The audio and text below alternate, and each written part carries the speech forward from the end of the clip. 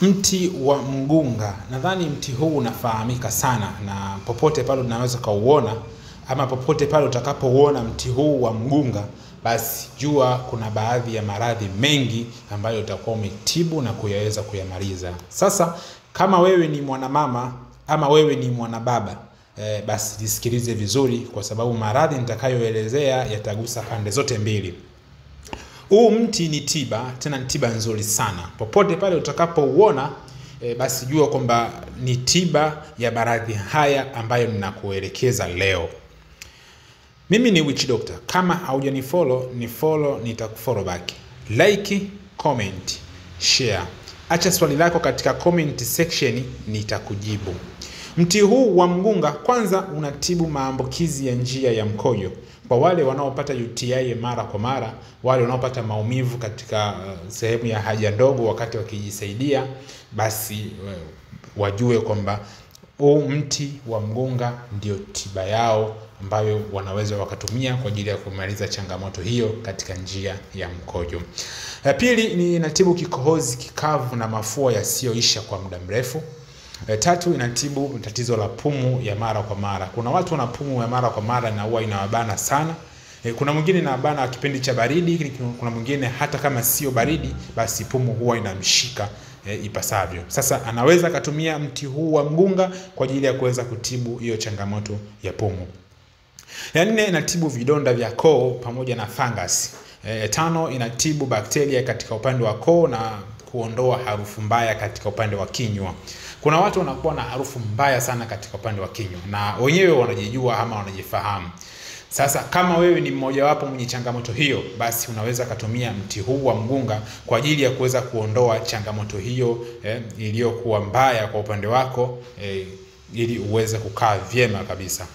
Na ya sita, inatibu matatizo ya uzazi kwa wanawake, wale wanawake wenye PID, homoni. Kama una shida ya hormone balance, basi unaweza kutumia huu mti wa mgunga kwa ajili ya kuweza kutibu changamoto hiyo. Lakini pia kwa wale wengine kutokupevusha mayai, kama mayai yako hayapevuki, basi unaweza kutumia mti huu kwa ajili ya kuweza kupevusha mayai yako na ukaweza kushika mimba kwa haraka. Ya saba, kwa matatizo ya meno mabovu, kama meno yako ni mabovu, lakini pia fizi zenye kutoa damu. Kuna wengine fizi zao zinakuwa zinatoa sana damu na kuweza kusababisha katika upande wa kinywa kubaki kuwa na harufu, ama inakuwa ni fedheha. Unaweza ukala kitu chepesi tu chochote kile, lakini meno yakaanza, kuna fizi yakaanza kutoka damu. Sasa hiyo inakuwa ni fedheha, kwa sababu itakushinda kukaa na watu na kuweza kutafuna kitu chochote kile kwa kuogopa ile fedheha. Sasa utakapotumia mti huu wa mgunga, basi unaweza kumaliza changamoto hiyo ya kuondoa damu inayotoka katika fizi mara kwa mara.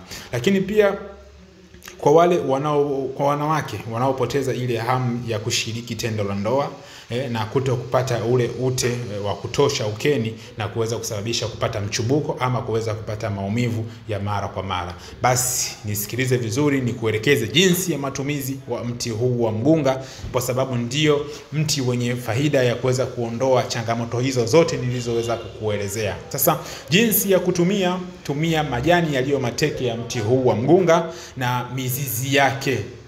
Tumia mizizi yake, chimba mizizi, isafishe vizuri, kosha, changanya pamoja na majani, chemsha.